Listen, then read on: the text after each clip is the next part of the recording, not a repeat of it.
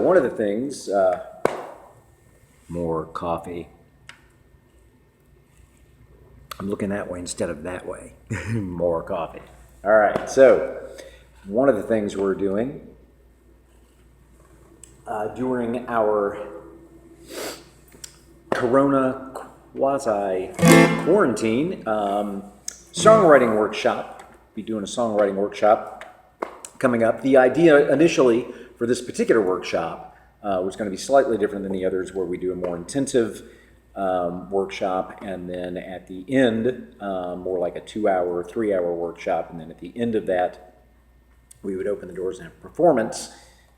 So we would be picking a venue where, like, say, a restaurant or something that's got a private party room where we can utilize the party room for that, and then open the doors and perform at the venue. But clearly, that's no longer an option. So we're going to try a similar thing online.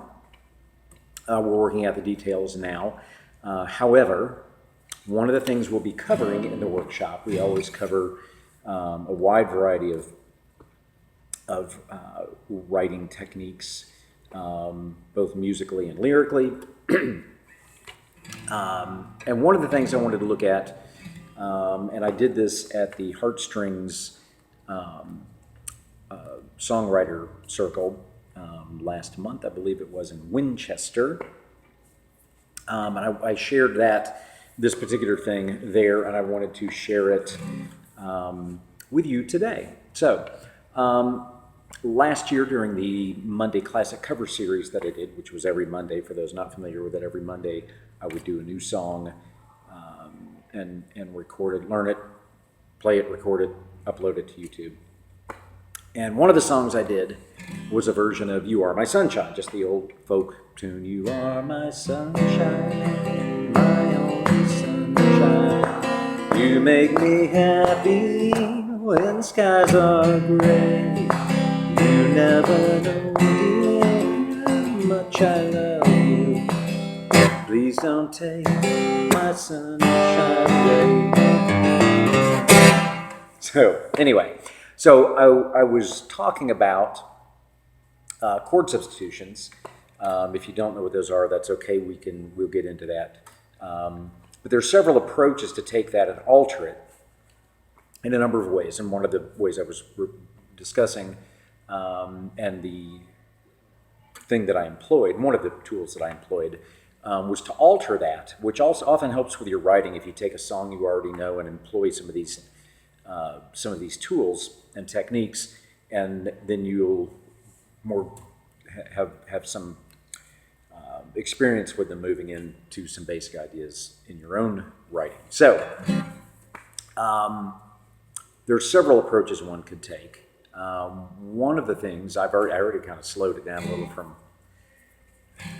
from what I had originally heard, but you are my sunshine.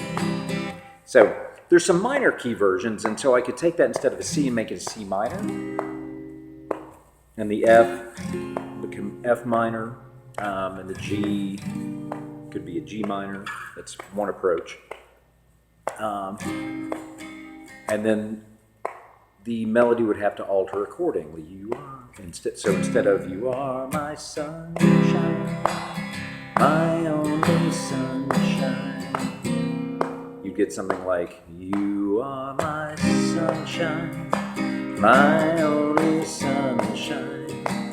You make me happy when skies are gray. You never know, dear, how much I love you. Please don't take my sunshine away. So that'd be one approach. That went to a G7 at the end of that for the 5 chord. So that'd be one approach, just switch them. So altering the major into a minor. You could do the reverse if you were doing a song that was minor key. However, another approach is not to alter the melody, but to simply move to, rather than parallel key, move to related. So your relative minor, common knowledge at any rate of relative minor, we'll get deeper into that. There's really multiple related, but what most people mean when they say a relative. So your C, its relative minor would be A minor, and then you could move the progression from there, D minor, etc., etc. So, but then you would not have to alter the melody. I'm going to alter it slightly just because I like the edginess of what you'll hear dropping some of the notes around here. But so instead of "You are my sunshine" type of thing, you get "You are my sunshine, my only sunshine. You make me happy when the skies are gray. You never know, dear, how much I love you. Please don't take my sunshine away." So that type of thing. And then I've slowed it down a little more in doing that and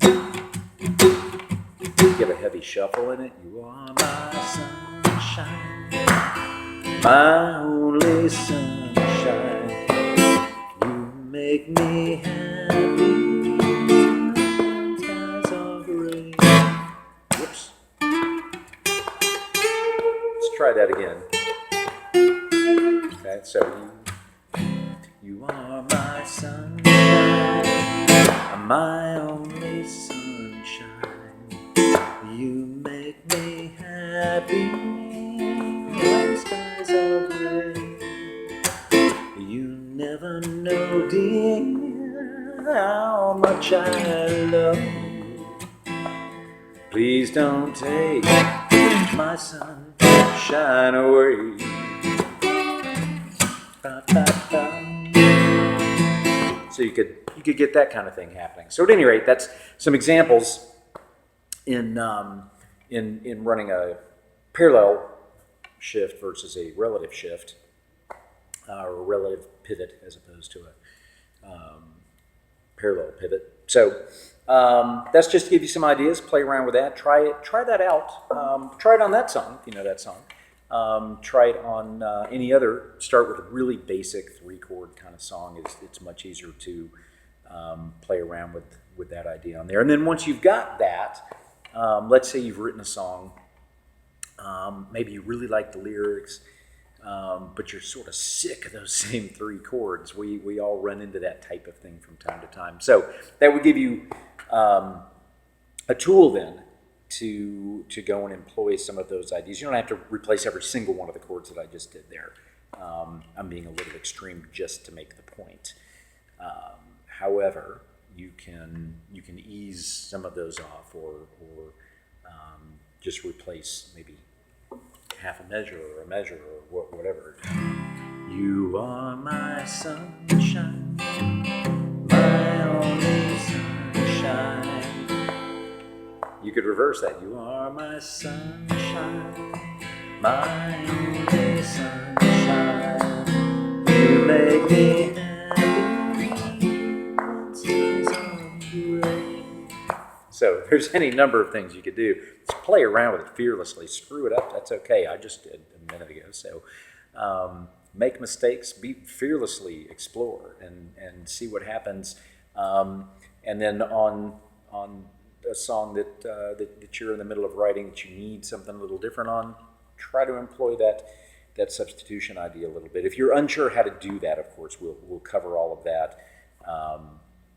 And we've got a system for rapidly moving through chord substitutions as opposed to just sort of, you get a book or read an article and they just have a list of all these things, but they're not framed in any way to make sense. And so a lot of people get very frustrated very quickly with that, or they rely simply on the very basic versions that I've just employed here rather than being able to do a deeper exploration. So we will cover all that as well. If you have any questions or any other videos before we get to that you'd like me to throw out there for you, do not hesitate.